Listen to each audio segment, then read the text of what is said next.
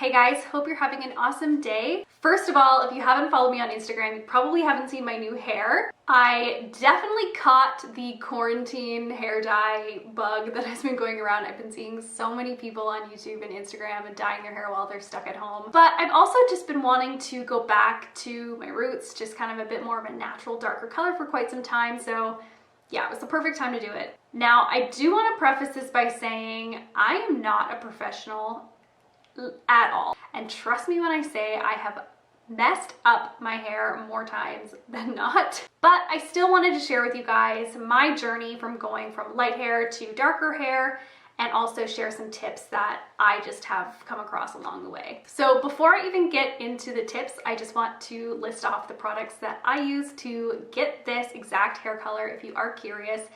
I used a mixture of clairol 6G and clairol 9G. These are both box dyes that you can get just like at the drugstore. That was really all I had access to right now, just given the whole quarantine situation. But yeah, it actually turned out pretty good. I would say I did about 75% 6G and 25% 9G. Okay, so let's get into my tips. Number one is you have to assess the current tone and also health of your hair. I say tone because if your hair is super light blonde or almost white, that means you have zero warm pigment in your hair. It has been completely bleached, completely stripped out, which is not ideal for putting a darker color on top. Then you're gonna need to inject some warmth into your hair before you even color it. And I'll get to that in a minute. The second thing about assessing the health of your hair, if your hair is very dry and very damaged from bleaching your hair, then it's probably very porous. And what porous means is that it's gonna soak up hair dye more than what normal healthy hair would, which often means that your hair is gonna look darker or just like weirder than what the actual color is supposed to turn out like. So that's kind of your first step, which brings me to my second tip, which is filling your hair. Now, filling your hair can seem kind of crazy because basically what it means is dyeing your hair orange or yellow before you actually put the brown hair dye or whatever hair dye you're using on top. So what I did was I just took a semi-permanent dye that was kind of like a champagne-y orange, and I put that all over my hair. You can also use just like normal demi-permanent or permanent hair dye. It honestly doesn't really matter. And by filling the hair, it basically means that the hair dye that you're using on top is going to come out as intended. An example that I can give you is ash hair dyes tend to have a green base. And if you can picture a white canvas versus an orange canvas, if you put kind of a watered down green paint on top of a white canvas, it's gonna come out green. If you have an orange canvas and you put kind of a watered down green paint on top of your orange canvas, it's gonna come out brown. And especially if your hair is super light and also very dry and damaged, like I said, that damaged hair is going to soak up that green undertone of an ash dye so much more than if you had a warm base to start with. So I feel like that was kind of confusing, but hopefully that makes sense. You get the point. Filling your hair is very important when you're going from light to dark. Now this kind of brings me to my third point, which is choose a shade that has some life to it. And I know I gave an example of an ash undertone dye a second ago, but I would actually encourage you to choose something that's a little bit more warm and golden, because that's also going to help make your hair look more natural and shiny, because ash and cool hair colors can sometimes look a little bit dull, especially when you're working with a blonde canvas to start with. That is exactly what I did. I chose two shades that had a G beside it.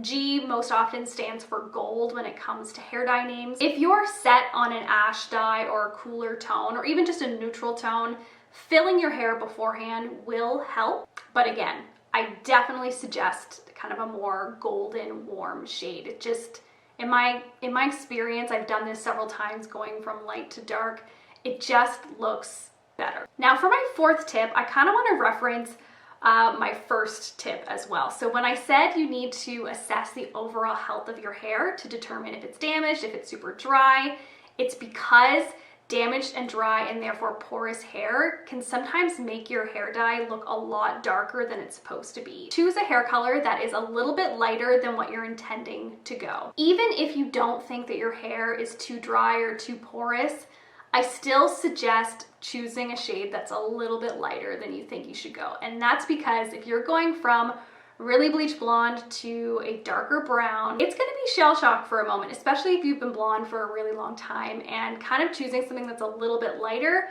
not only is gonna help it from going too dark by accident because your hair is so porous, but also it's just gonna help you get used to it a little bit faster, and it's not gonna be so drastic of a change. And on that note, I would also suggest not going permanent with the hair dye. Now, box dyes tend to be permanent dyes. They usually come with 20 volume developer. Don't use the developer that comes in a box dye if that's what you're using. I would purchase a 10 volume developer bottle and use that instead, and just follow the directions. Usually it'll say on there what the ratio of dye to developer is supposed to be anyway. I would also recommend using it on damp hair like I did, especially if your hair is dry, damaged, porous. The wet hair is going to help not soak up quite as much of the color. Just make sure it's not too wet. I would say damp is good. Tip number 5 is don't forget that you can give yourself some dimension. You don't have to pick just one hair dye. As you know, I mix 2 together, but you can also use 2 of them separately as well. If you wanted the underneath of your hair to be a little bit darker than the top of your hair, you could have 2 different hair color formulas. You know, do the underneath parts in the darker shade and then do the top in a little bit lighter, or you can even do some pieces in the front with the lighter shade, some pieces in the back with the darker. You can definitely just mix it up and have fun, and as long as the shades aren't too different, it's not gonna look stripey, it's just gonna look like dimension. So that is kind of it for my tips for going from light to dark hair. I think a lot of these tips transfer over whether you're going from light blonde to dark blonde, or even light blonde to dark brown. And just to summarize, the 3 best tips that I can give you are A, fill your hair, so dyeing it yellow or orange before you put the hair color on top. 2, choosing the right shade, making sure you're using something that has some life and shine and warmth to it, just so it doesn't look too dull. And 3, don't do permanent. Just don't do it, because if you've been blonde for a long time, chances are you're gonna wanna go back someday. So swapping out that 20 volume developer for a 10 volume is really gonna help. I really hope that this has helped some of you out. I also really hope you like my new hair color. I know I've been blonde for so long, but it was time. Hey. So, I know that everybody is dyeing their hair in quarantine and immediately regretting it, and I personally felt left out. And I've got a ton, let me just show you. I bought 4 boxes of hair dye. Yes, box dye, because Sally's isn't open right now and is taking forever to ship. So I got clairol, nice and easy, 6G, 6.5G, which actually is pretty red. Then I've got L'Oreal Paris Casting Cream Gloss in dark blonde, and also another clairol, nice and easy in 9G. But yeah, basically did a bunch of test strips, and I kind of decided that I'm gonna go straight in with the 6G. A box dye usually comes with, you know, you've got your color and your bottle of developer that you mix together. I'm not gonna use the developer that they give, because this is a 20 volume developer, which I don't want to put on my hair. It is more damaging, and I also am not going to be trying to get my roots. I kind of want to leave my roots as they are so they can continue growing out. So I'm going to focus the color today just on the bottom half of my hair and everything that's been bleached blonde, and I'm going to be using, instead of the developer that it comes with, I'm just going to use a developer that I have at home, which is a 10 volume developer, but I'm actually going to use the bottle because I think this is a really easy way to apply. So I am going to dump this out. Gave the bottle a very quick rinse out, and I'm going to replace it with my 10 volume. Okay, so I just turned the camera off to wet my hair. It's easier for me, and that's how my hairdresser does it, so that's what I'm going to do.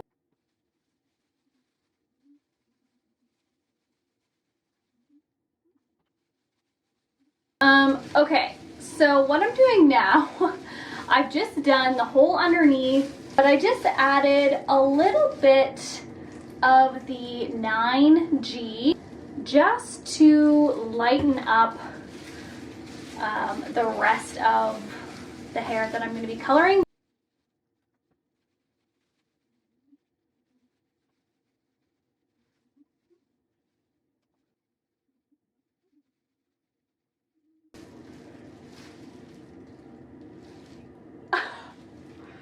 Oh my god, I've made such a mess! If you guys could only see the floor right now.